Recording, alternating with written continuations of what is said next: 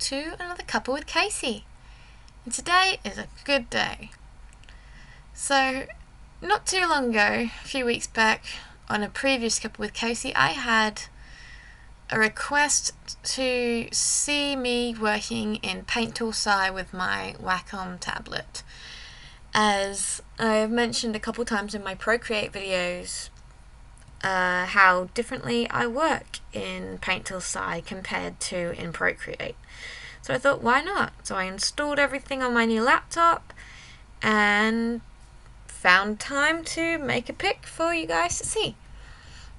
Now, the subject of my image today is a friend of mine on an online Minecraft server that I play on, named Scruffy, and he has been super awesome since I started playing on the server and has really helped me out. So I took some sneaky screenshots of his Minecraft skin and thought I'd do a little gift image for him using his elytra in his diamond armor, all enchanted up and everything. So that's what the picture is. And if you don't know Minecraft, I'm sorry, but I won't go into a big spiel on it like I did with my Dungeons and Dragons video, that's for sure. So, as I said in a lot of my Procreate videos, I work differently on my laptop with my Wacom tablet than I do in Procreate, because I'm a lot more comfortable with my Wacom tablet than I am with an Apple Pencil. So a lot of the starting stuff is very similar even. I will do my sketch layer and then I will line on top of that with a separate layer. It's mostly just when it comes to colouring that things change. So the sketch layer process is very similar, except usually I would use a special brush that I had created for my line art, except all my old brushes are saved on my old laptop and not on my new laptop, and I forgot to copy them across. So this is just the base Tool SAI paintbrush that I'm using for the line for this one. I believe in size 10. And I'm just aligning in a plain black, and I will change the colour of the line art later because I find it easier to line in black than I do with colour to begin with. And that's the beautiful thing about digital art, is you can just change the colour of the layer later on. You don't have to do your lines in colour to begin with if you want to change them. Or if you want to do it in colour but you're not very good at lining in colour, like I'm not. So it's really handy. And I had a lot of fun lining this piece. I forgot how much I love using my Wacom tablet. I don't think I've used it in... it's got to be nearly a year. So it was good fun to get that out. I had to scrape off several layers of dust and get myself back into it with a few random little sketches, but it didn't take me too long, and then we started on this piece. So yeah.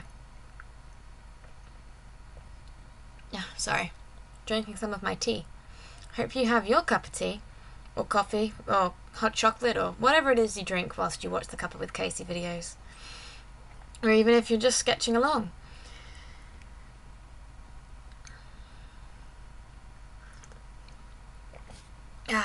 Tea. So good. Okay. Now, there you go. You can see the screenshot of the Minecraft skin I'm attempting to replicate there. I didn't get it exact, as well. I'm not drawing in pixels. I am drawing in my sort of tubified style with a hint of Minecraftiness to it. So there are obviously some changes, but I think I did alright in the end. I'm trying to replicate an image made up of squares by not using squares. Well, exact squares anyway. And I think it turned out pretty cute in the end as well. So I would normally use a much more tapered and not a small brush necessarily, but a brush that has a lot more variation to the line weights, but I wanted this picture to be very cartoony and sort of cutesy, because Minecraft characters are very maybe chibified almost. So I wanted to give it that sort of essence by keeping it very cartoony and very childish and simple in that sense, at least. So I used a very uniform line art brush with just a few sort of variations every now and then with the line width. And this is where we start on the colour. So when I use Paint Tool SAI, when I do colours, I will select outside all of the line art, flip my selection inverted, fill in the selection on a separate layer with white, and then all my colour layers are as clipping masked to that white layer. So I don't have to worry about going outside that white layer that I have created. And this, I find, makes the process of colouring a lot quicker and a lot more easy, a lot more fun as well, less tedious. Once you've got that original white layer down, all you have to do is worry about inside that layer with the different colours to make sure they don't go outside the lines. The only thing you have is if you want to use a clipping mask on any of the layers you create inside, you have to unclip them to the white layer to be able to put a clipping mask onto that, or collect them all into a group, which I didn't think to do in this image. Normally I would, but I didn't think to do it with this one. So everything that I wanted a clipping layer on, I just unclipped from the white, did all the colouring over the top with the clipping mask, then flattened those layers together and then re-clipped them to the white. So that is one way you can do it, or as I said, you can put them into a group and clip the group to the white layer you've got underneath, which also works exactly the same way and means you don't have to flatten your layers if you don't want to, depending on if you have a laptop or a computer or whatever that can handle having 15 billion layers for all your different shadings and things. And I shade all my things, all my layers on the same layer as the base colour, which is what I'm putting down now. So I have all my base colours on separate layers, and then I use those, I lock those layers and I shade directly onto those layers. I don't necessarily use lots of different layers of colouring on top of that. As for when I do unclip them, it's usually for things like the eyes, or I think I did it with maybe the hair as well, where I will unclip it and have another layer clipped on top to shade, just because of specific effects I want to use. Like I use overlay and multiply layers in the eyes to give it the effect that I want, and if it's all on one layer, you can't, well, not that I know of, you can't just paint with a brush set to overlay. You need a separate layer over the top of it set to overlay to be able to get the effect on the layer that you're using. I hope that's not too confusing. It rhymed. Anyway, so here you go. You'll see me unclip the layer in a minute, so you'll see the other layers which are above the eyes unclip, because they'll suddenly clip to the eye layer as opposed to the white layer underneath, because the eye layer is above the white layer and they're all above the eyes, so they will clip to the lowest layer that isn't clipped to something else. So I will in a moment unclip the eyes, and there we go. Everything else is, some things disappeared because they're not above where the eyes are. Not, like the colours aren't over the section that I have them clipped to, if you know what I mean. And I'm just using a multiply layer to just shade with the same shade layer, same colour I used before. I'm using a separate layer above, and I multiply so it makes it darker again, and then there's the white on an overlay layer there to just give the little highlights a little bit of a pop. And yeah, I think it created a nice sort of effect there, and then there we go, I've flattened the layer and I've re-clipped it as the white, so all the other colours have popped back up so that you can see them again. That's how simple it is to do that, and it gives it quite a good effect when you do your overlays and multiplies and stuff as well. So I definitely recommend it. Don't let yourself be lazy and just be like, oh, I can't be bothered unclipping it or anything to be able to get those effects, because they definitely are worth it. And even if you put them in a group, it still works exactly the same, and you get that nice effect and that nice bright pop of orange or purple or whatever colour you're using.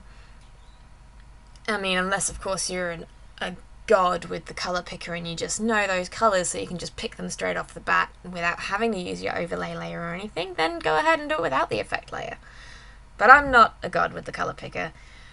I'm barely able to pick the shade colours that I need to use to shade, and yeah.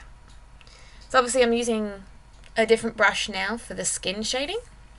When I used the eyes, I used the pencil tool, I believe, to get a crisp line over the top of the colours. Whereas now that I'm shading the skin, I'm using literally just the base watercolour brush from Tool SAI to get this effect. So I just put a hard splodge of colour and then I'll shade it out with the same brush I'm using. I'll just splodge down a bunch of colour with it and then I will fade it out around the edges. And that's how I shade things in Tool SAI. As opposed to Procreate, I'm not just using a purple layer set to multiply over the top of everything. I will go through and shade it all nicely with the watercolour brush, because I can't do that in Procreate, but I can do it in SAI. So I go through every single base colour layer and do it all separately. I think probably would be able to do it in Procreate. I mean, I've seen some people create some amazing things in Procreate, but I just cannot wrap my head around it, so I find it really difficult. So I get really lazy with it, which is why I do that purple layer on multiply for my shading, as opposed to shading every colour with its own colour, if that makes any sense. Whereas when I'm using Tool SAI, I know it so well, and I can just boom, boom, done, pick the colour, shade it nicely with the watercolour brush, because I know how it all works, I know how it feels, I know how my Wacom tablet works, I know how the pen pressure works, I know how the stabilizer makes my brush react, whereas I can't get my head around Procreate no matter how much I use it. I find it so difficult. So now obviously I've moved on to the helmet, which Scruffy uses an enchanted turtle shell helmet, so I'm trying here to make it look like a turtle shell. I think I did alright. I kind of copied how it looks on Minecraft, but more simple, I guess. I didn't want to have too harsh lines between the shell patterns, because I don't know why I didn't want to. I just didn't. I wanted it nice and soft and gentle, so I shaded it softly, then I went through with a bit of a harsher line, and I think I then went through with a highlight side. But yes, this is the other one that I take off clipping layer. So you'll see in a second it will pop off and all the other colours over the top of it will disappear. And then we'll get some highlights on top of there. Or not. Okay. Here I thought I did it, but obviously I didn't. So those are the highlights going on now. So I managed to... There you go, that was me testing it. I swear I'd used that with overlay. I must have been a colour picking god and picked the right colour straight from the colour picker, from the colour wheel. But hey ho, that's never going to happen again. So now I'm onto the hair, which I believe I have on a layer underneath the helmet, so I could just be really rough and messy with it, and you can't even tell because the helmet is covering it on the edges. So yay for laziness. I suppose not laziness, cleverness. Work smarter, not harder. And with the hair I wanted to give it almost like a hair-like texture, so as opposed to just smoothing it out really smooth, like I was using the watercolor brush to sort of give it not a scratchy texture, but I wasn't blending out completely to smoothness. I was just using fast short strokes on the ends and at the base so they meet in the middle with a kind of pointy brush stroke like look, so it gives it a hair-like texture. Okay, now we're moving on to the clothes, which are the fun part, because you get to do all the wrinkles. And if you have trouble shading fabric and folds, you are not the only one. All my artwork used to look like they had been starched. There was no wrinkles in the clothing whatsoever because shading it was just too difficult. But you work it out the more you practice, obviously. That's all I can say is practice, practice, practice.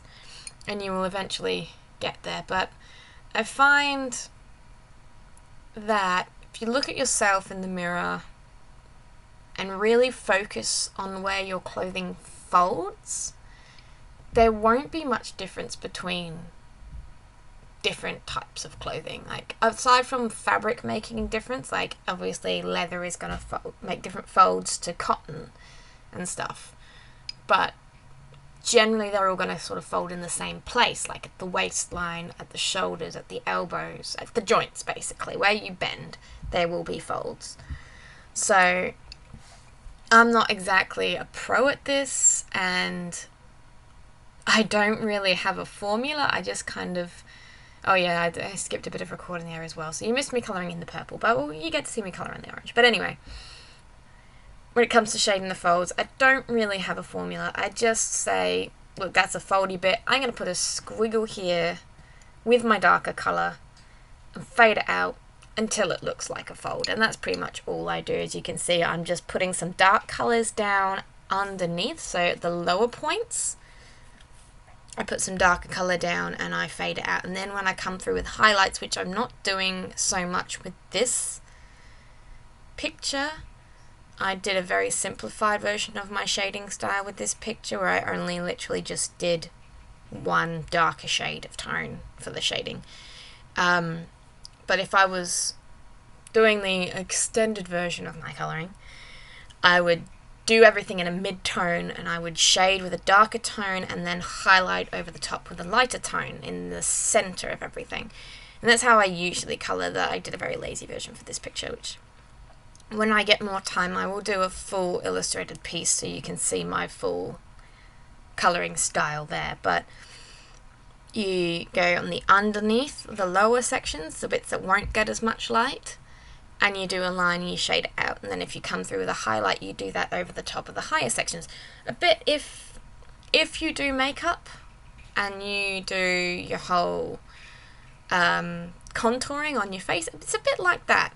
You put your darkest shade where the light wouldn't hit as much, and then your lighter shade on the higher sections where the light would hit, and then you just blend them out. And that's how you do it. It's just like that. I'm not an expert with makeup, so I could be getting that completely wrong, but that's how I do makeup if I put makeup on. And sometimes I forget to blend it out, and my friend Cambry has to smudge my chin just to make sure there's no line there. Thanks, Cam, you're the best. So yeah, so that's how you shade. And then here is my favourite part, doing the diamond pants. Now, pants are usually my favourite bit to shade, I think, other than eyes. Maybe hair. Sometimes I don't like hair because it's so tedious, but I really like doing all the folds on pants. And it's a really strange thing to like doing, I know, but I'm always happy with how they come out when I shade it really well. And as you can see, I'm following my own advice here. All the lower sections are darker, all the higher sections are lighter. And obviously I'm using my light source, which, as I have spoken about in a previous video, I almost always go for the top left of my image is my light source. Unless there's something obviously glowing, it will be the top left of my image. So pretty much everything on the lower right hand side of my image is shaded. Unless it's covered by something else, I will not really shade the top left. But then you've got the whole, if it's a circular object, there's going to be some shading on the top left anyway, and that's all technical stuff which you learn if you go to art school or you do still life stuff, or you draw from life. So here is me doing the highlighting. This is how I would do highlighting on normally. I'm coming through with a lighter object, and what I'm actually doing is I'm using a white on an overlay layer, which is why the clipping is gone. I'm using a layer above it, and the pants are no longer clipped to the white, so that you can see everything that I used to colour them in. But I'm using a layer on top on white on overlay, so it gives it like a nice pop of light blue. And there you go, I've clipped it again so you can see. And that is that. So, and here we come through with highlights. So this is something I like to do. I've picked a soft brush here. Usually I would use a hard brush, but I thought with the type of shading I've used, it looked nicer with the softer brush. So I'm just using the watercolor brush on a really small size to do this, but I'm doing an overlay layer over the top of all my other layers. So all of this highlighting is done on one layer. So I'm just using that white with the watercolor brush set to overlay, so it works on all the layers underneath and changes to a lightened version of the color that it's over the top of. So it's nice and simple, easy, but it gives a really nice effect. And I use this over the whole picture on just the one layer, just to give it a little bit of a pop. And I mostly did it on the top left, but as I was saying before about if it's a round object, there will be shading on the lighted side. Exactly the same, there will be light on the shaded side. So I do come through on the opposite side and just do a very thin line of the highlight, and I think you find it makes it pop a lot more when you do it that way. Whereas if I'd only highlighted on the one side, it would look really dark and sort of dull, but this just makes it pop. And as you can see, I'm going over the very edge of the dark and shadowed creases there to just make the dark darker. So it makes the folds in the clothing look a lot more foldy, I guess is a good way to describe that. And here we are coming through on the diamond pants, which I think are my favourite part of this whole picture. Mostly because, you know, who doesn't like diamond pants, but also because this bit, you can see I'm coming through and adding sparkles. And we all know I love sparkles. I couldn't not. If it's diamonds, it's going to be sparkly, right? And I know diamonds aren't really blue, but they are in Minecraft. So I had to do it the bright blue, and I had to add the sparkles just to make it pop off the screen just that little bit more. And I know they're really subtle, but I thought if I made them too in your face, it would just look a bit weird. So by adding the little sparkles, I thought it just made it that little bit more interesting as well. Like, it wasn't so flat.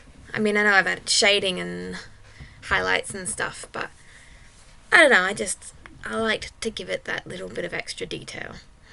And then obviously you come through and you highlight your elytra, and then this is where I started trying to do an effect to make the items look enchanted. Like when in Minecraft, when your items are enchanted, they have like a purple kind of glowy magiciness to them, shimmeriness, and I wanted to do something to that effect without just putting purple glow around the edge. So I did some purple squiggles, and I believe I ended up using a Lumi shade layer, so luminosity and shade on the same layer.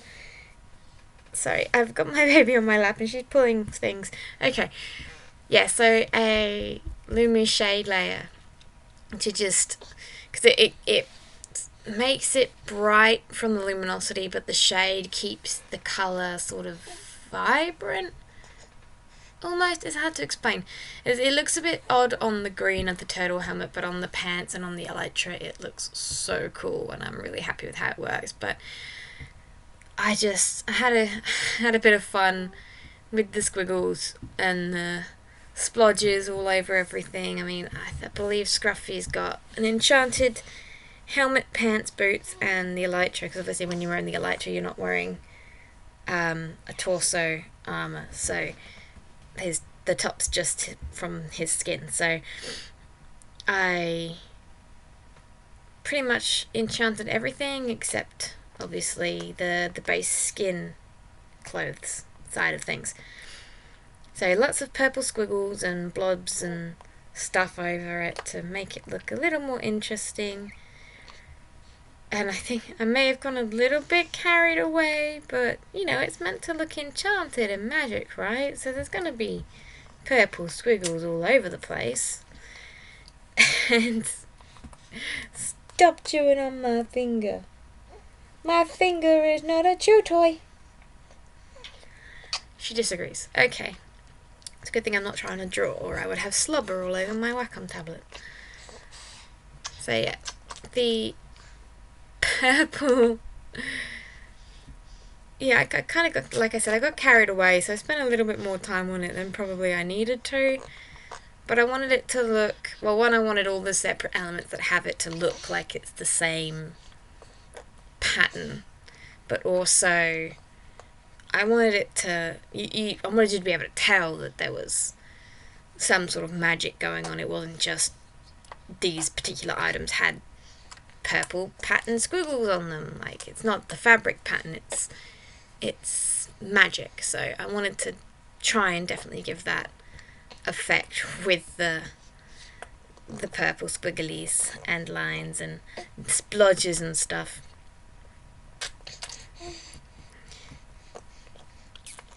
So in the end, this whole piece took me, I think, maybe 2 or 3 hours to complete, and that's from sketch to completion. Even with the really terrible background that I had. I wanted to do some sort of Minecraft looking background, but we all know this, I'm terrible at backgrounds. I really got to work on it, so it kind of looks very childish.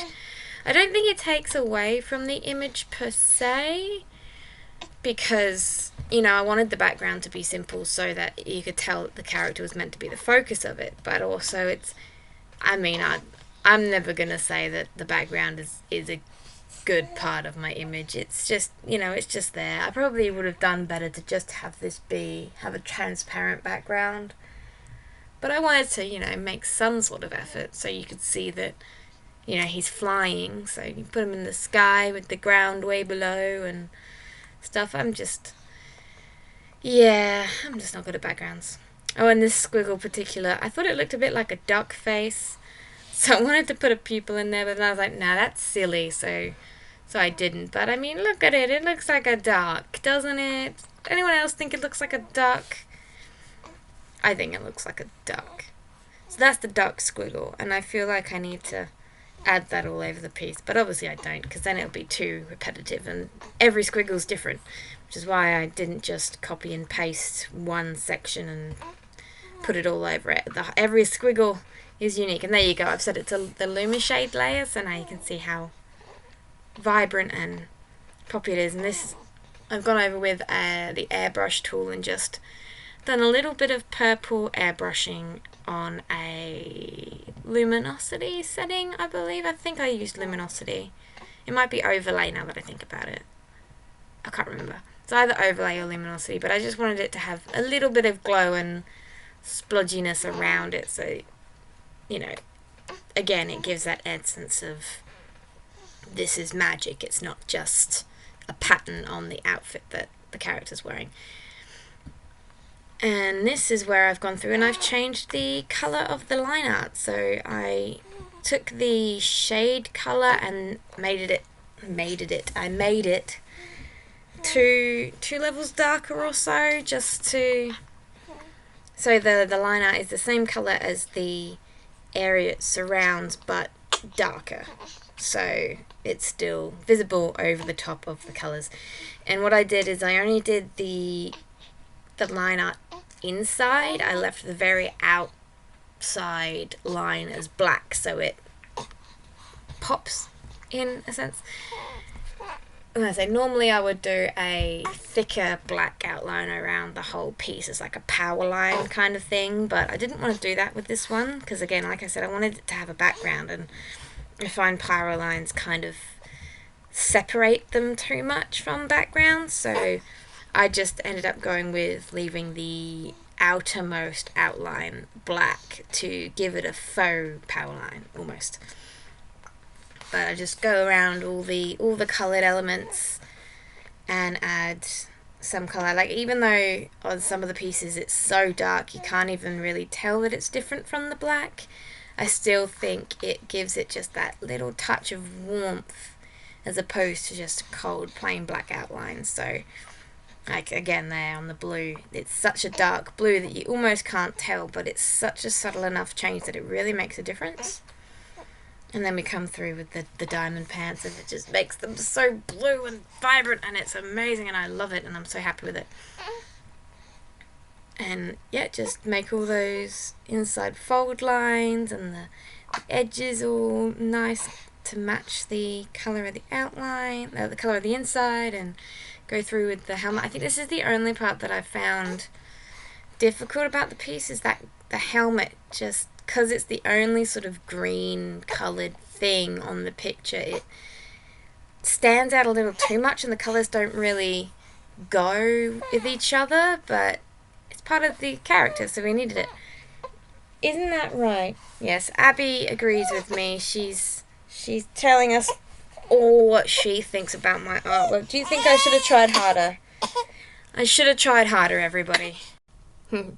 Oh, that's what she's crying about. She knows that the background's starting. Okay, so, like I said, I'm not the best at backgrounds, so I was a bit overly simplistic and lazy. Lazy is definitely my biggest flaw. I'm very lazy. So I literally just, green grass, blue sky, bit of shading. I used a texture, not layer, but I made it a texture layer to give it a bit more interest because it hides so many mistakes, and adding the texture to it makes it look like I spent more time on it than I actually did. So that's why I used those, because yeah, they add so much to it without actually having to do more work. So as I said, I wanted the background to look like he's flying through Minecraft, so I did lots of sort of square-ish shapes as the clouds and the trees. Obviously, I've rounded it off, so it makes it a bit more dynamic, but yeah, all the clouds and the trees are very, very blocky because, Minecraft is all in squares and stuff. And whilst the character itself I didn't do so much in the Minecraft square style, I wanted the background to be like an ode to Minecraft. So this is the texture I ended up using, and I will link below where I got it from. It was off DeviantArt, and I've had it for years. And you just install it into SAI, and then you can put it over the whole layer. I think I grouped all the different background layers together and made the whole group textured because it's much easier than going through and trying to get the same settings on every single layer. So groups are your friend, people. Use groups. And here I am just adding I suppose you could call it a power line, a bit of a power line to my pick in white, and then I will set that to overlay, just again to help the picture, the character pop off away from the background a little bit more.